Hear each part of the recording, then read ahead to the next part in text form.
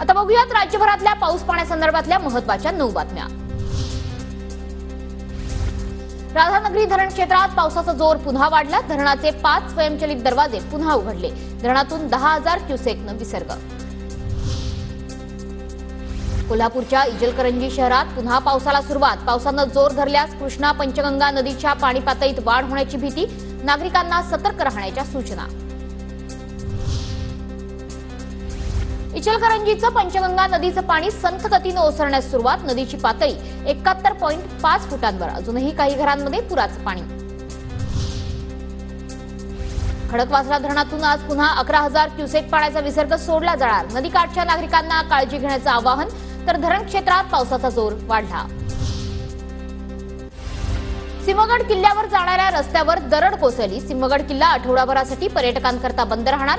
दरड हटवण्याचं काम सुरू।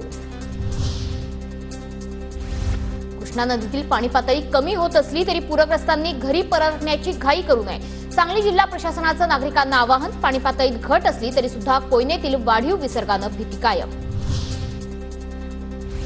गोंदियातील इटियाडोह धरणात 100% पाणीसाठा। 2 महिन्यात 719.75 मिलीमीटर इतका पाऊस।